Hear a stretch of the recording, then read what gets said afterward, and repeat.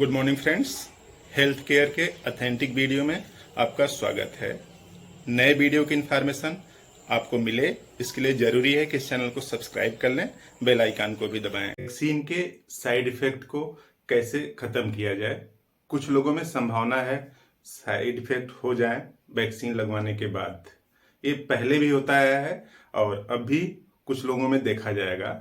Vaccination के side effect होते हैं तो घबराने की कोई बात नहीं। वैक्सीन आपने लगवाया है तो इसका मतलब ये नहीं कि सब लोगों में साइड इफेक्ट दिखेगा। साइड इफेक्ट कुछ लोगों में दिखता है और साइड इफेक्ट का दिखना वैक्सीन की सेंसिटिविटी और उस पर्सन की सेंसिटिविटी, एज ग्रुप, कई फैक्टर पर डिपेंड करती हैं। बस यूं समझ लीजिए कि जैसे दुनिया भर में कितने लोग रोड पे चल रहे हैं, ढेर सारे लोग चल रहे हैं बाइक से, कार से। उसमें से कुछ लोगों में या कुछ लोगों के साथ एक्सीडेंट होने की संभावना हो जाती है।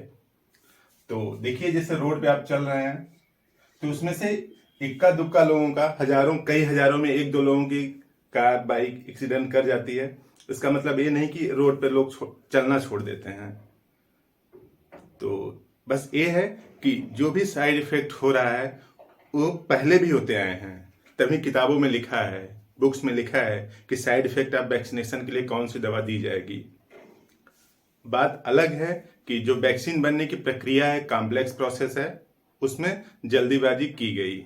जैसे यूं समझ लीजिए कि जैसे आप आलू पैदा करना जानते हैं तो आपको कोई खेत दे दिया जाए और आलू दे दिया जाए और कहा जाए कि आप 2 दिन में या 5 दिन में आलू पैदा कर दीजिए, तो नहीं हो पाएगा। उसकी एक पूरी प्रक्रिया होती है।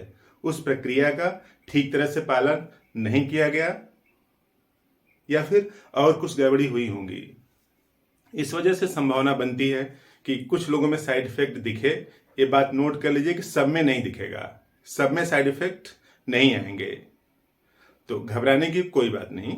होम्योपैथी में साइड इफेक्ट ऑफ वैक्सीनेशन का समाधान है और कई सौ साल पहले किताब में लिख दी गई कि ये साइड इफेक्ट में यूज होती हैं।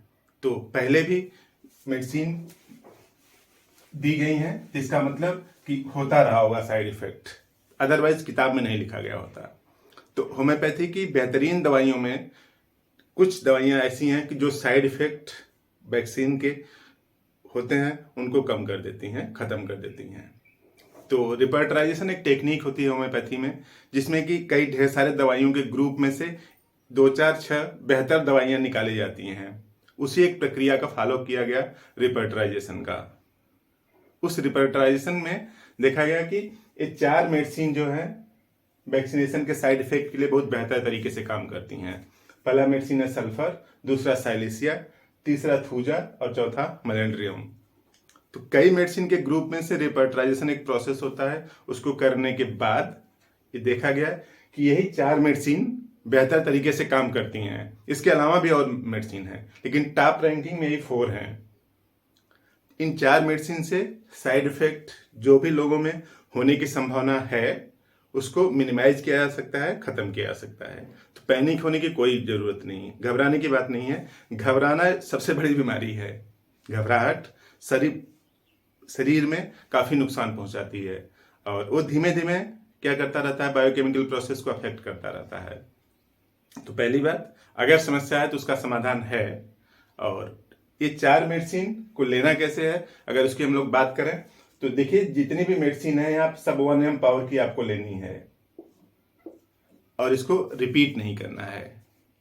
और कुछ इस तरह से लेना है कि इन चारों मेडिसिन में से अगर आप किसी डॉक्टर से सलाह लेते हैं तो वो डॉक्टर आपको बता देगा कि इसमें से कौन मेडिसिन आप लीजिए, साइलेसिया लीजिए या फिर सल्फर लीजिए या फिर मेलेंड्रियम या फिर थूजा। वो इस बात पे डिपेंड करता है कि आपकी एज कितनी है, आपकी शारीरिक बनावट कैसी है, कॉन्स्टिट्यूशन कैसा है। तो उस कॉन्स्टिट्यूशन के बेसिस पर इसमें से कोई एक मेडिसिन का सिलेक्शन आसान हो जाता है अगर आप डॉक्टर से कंसल्ट करते हैं, किसी से भी। लेकिन आप डॉक्टर से कंसल्ट नहीं करना चाहते हैं कि हम किसी से कंसल्ट नहीं करेंगे, अपने से दवा लेना चाहते हैं। अगर ऐसा है कि आप अपने से लेना चाहते हैं तो एक खास बात, पहले इस दवा को लीजिए, सल्फर 1 ml को लीजिए। इसका 4 बूंद 5-5 मिनट में 3 बार, और महीने में सिर्फ 1 बार लेना है।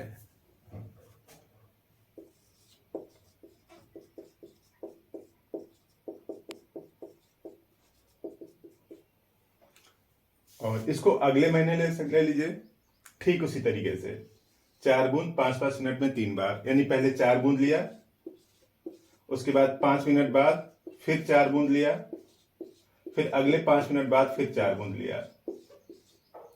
तो पहले महीने में यानी किसी एक महीने में आप सल्फर ले लें, उसके अगले महीने में साइलिसिया ले लें, 1 पावर की ले लें इसी तरीके से। उसके बाद थूजा ले लें, थूजा भी इसी तरीके से लेना है, पहले 4 बूंद, अगले 5 मिनट में फिर 4 बूंद, फिर अगले 5 मिनट में फिर 4 बूंद। उसके बाद फिर मलेंड्रियम की ले लें इसी तरीके से, 4 बूंद, 5 मिनट बाद फिर 4 बूंद, फिर अगले 5 मिनट में 4 बूंद।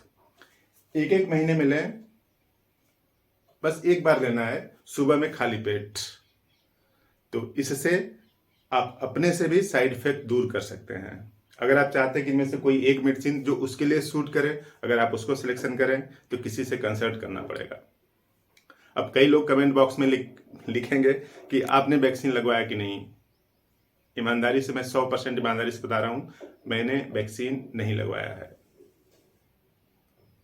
तो एक क्वेश्चन कई लोग कमेंट बॉक्स में लिखेंगे, इसलिए मैंने इसमें आंसर दे दिया। तो पहली बात, घबराने की कोई बात नहीं है। साइड इफेक्ट अगर है तो पहले भी होते रहे हैं, बस ये है कि पहले वाले जो साइड इफेक्ट थे वो इतने कम्युनिकेशन के सिस्टम नहीं थे, तो इतने प्रोपेगेट नहीं कर पाते हैं। अब क्या है कि एक साइड इफेक्ट पूरी दुनिया में दिखने लगता है, दिख जाता है, लोग जागरूक हैं, यूं समझ लीजिए। कहा जाता है कि सच जब तक जूते पहन रहा होता है, झूठ उतने देर में पूरी दुनिया का चक्कर लगा के आ जाता है। यानी यूं समझ लीजिए कि जो पॉजिटिविटी है उसको प्रोपेगेट होने में काफी टाइम लगता है, लेकिन नेगेटिविटी प्रोपेगेट होने में बहुत कम टाइम लगता है। तो यूं समझ लीजिए कि जो साइड इफेक्ट है उससे ज्यादा बेहतर इफेक्ट है। साइड इफेक्ट की संभावना बहुत कम है, लेकिन ये बात सही है कि है। तो जो बहुत कम संभावना है वो इतनी तेजी से प्रोपेगेट कर गया, और जो उसकी अच्छाई है वो प्रोपेगेट नहीं की है। हर एक बात के लिए यही सत्य है। तो घबराए नहीं, होम्योपैथी में समाधान है और उससे कोई नुकसान नहीं होगा। तो इस तरह से आपने यहाँ तक देखा तो कुछ बात समझ में आई होगी। इस वीडियो को दूसरों को भी शेयर करें, और किसी का भला होगा आपके शेयर करने से। बात समझ में आई तो इस वीडियो को और लोगों को शेयर करें, ताकि उनकी भी इंफॉर्मेशन बढ़े और बीमार होने की संभावना कम हो। Thank you.